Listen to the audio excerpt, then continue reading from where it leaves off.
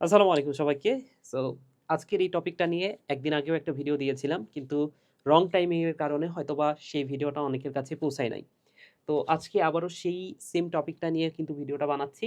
সেটা হচ্ছে যে প্রশ্নগুলা পড়লে তোমার এসএসসি বায়োলজিতে 100% কমন আসবে।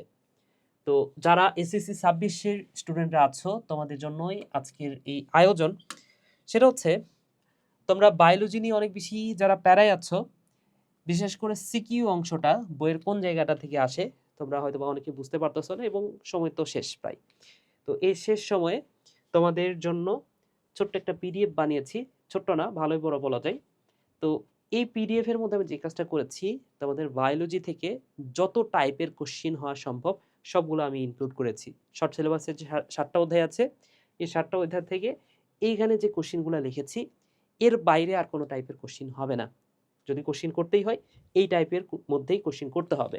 তো যেহেতু সব টাইপের কোশ্চিন আমি ইনক্লুড করেছি, কিভাবে হইতে পারে সেটাও ইনক্লুড করেছি। প্রশ্নের ধরনটা কেমন হতে পারে সবকিছু একদম ডিটেইলসে, যদি অ্যান্সারটা বলা নাই, কিন্তু ডিটেইলসে কোশ্চিন সহ এই যে উদ্দীপক সহ কি টাইপের কোশ্চিন হতে পারে সেটা ইনক্লুড করা আছে। তো এই কারণে মনে হচ্ছে যে বিরাট বড় একটা পিডিএফ। এখানে প্রায় ৭০ টার মতো কোশ্চিন আছে। তো আমি যদি এভারেজ করি তো সেক্ষেত্রে আ গড়ে ১০ থেকে ১১ টা করে কোশ্চিন আছে প্রত্যেকটা অধ্যায়ে, তাই না?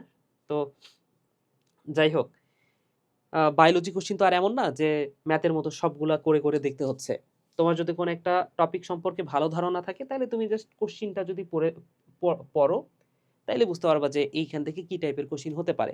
বই থেকে জাস্ট সেই অংশটুকু পড়ে নিলা। তো এই পিডিএফটা তোমাকে কোন জায়গাটাতে হেল্প করবে সেটা তোমাকে একটু বুঝাই আমি। তাইলে তুমি বুঝতে পারবা ভালোমতো।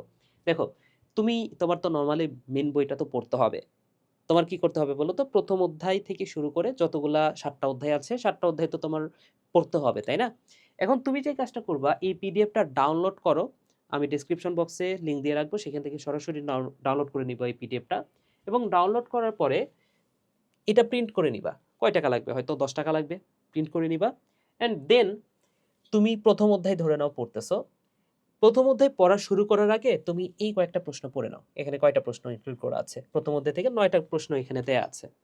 তো তুমি যেই কাজটা করবা এই ৯ টা প্রশ্ন একবার দেখে নাও যে বইয়ের কোন জায়গা থেকে তোমার সিকিউ কোশ্চেনটা হবে। দেন তুমি মেইন বইটা পড়ে ফেলো এবং মেইন বইয়ের ওই পার্টটুকু, ওই অংশটুকু যেই টাইপের কোশ্চেন এখানে বলা আছে, সে অংশটুকু খুব ভালো করে পড়ো। এতে করে কি হচ্ছে বলো তো? তোমার কাছে মনে হচ্ছে যে এখানে অনেকগুলা কোশ্চেন আছে কিন্তু সব পসিবল কোশ্চেন এখানে দেয়া আছে। তো মেইন বইটা পড়ার সময় জাস্ট এটা পড়ে নাও। জাস্ট তোমার খুব সহজেই প্রিপারেশনটা হয়ে যাবে। সিকিউ নিয়ে কোনো টেনশন নাই। কারণ এর মধ্যে থেকেই তো আসবে। ঠিক আছে? তো তোমার আশা করি খুব সহজে পড়া হয়ে যাবে। এবং তোমরা যদি চাও যে আমি একটা ভিডিও বানাই, একটা ওয়ান শট ক্লাস টাইপের, যেখানে এই টাইপের কোশ্চেনগুলা ইনক্লুডেড থাকবে এবং আমি দেখায় দিব যে কিভাবে কোশ্চেনের অ্যান্সারগুলো আসলে তুমি করবা। তো পরীক্ষার আগে জাস্ট তুমি এই ২ ঘন্টা বা ২.৫ ঘন্টার যে ভিডিওটা আমি বানাবো ওয়ান শট ক্লাস, যদি চাও যে এরকম একটা ওয়ান শট ক্লাস বানাই এই কোশ্চেনগুলোর উপর ভিত্তি করে এবং তুমি সেটা দেখে একটা সুন্দর প্রিপারেশন নিতে পারো, তাহলে কমেন্ট করো। ঠিক আছে? কমেন্টে তুমি ইয়েস লেখো। কারণ যদি কমেন্টের পরিমাণ বেশি হয় তাইলে আমি ওই প্যারাটা নিবো আরকি। কারণ এই পিডিএফটা বানাইতে আমার প্রায় ২ দিন লাগছে। হ্যাঁ? ২ দিন মানে ২ দিন তো আর সারাদিন লাগে নাই। মোটামুটি ৩-৪ ঘন্টার মতো সময় লাগছে প্রত্যেকটা কোশ্চেন এনালাইসিস করতে। তো এর জন্য ২-২.৫ ঘন্টার একটা ভিডিও বানাবো। তার জন্য যে স্লাইড প্রিপারেশন থেকে শুরু করে আদার্স যে কাজ করতে তা এর চেয়েও বেশি সময় লাগবে। ঠিক আছে? তো তোমাদের আগ্রহের উপর ভিত্তি করে সেই ভিডিওটা বানাবো।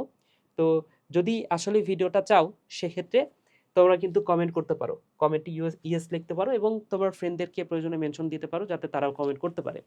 ঠিক আছে? তো ভিডিওটা এখানে শেষ করছি। দ্রুত কমেন্ট বক্সে যাও। পিডিএফটা ডাউনলোড করো, প্রিন্ট আউট করো এবং ওই কোশ্চেন অনুসারে তুমি প্রত্যেকটা অধ্যায় পড়তে থাকো। তো টাটা।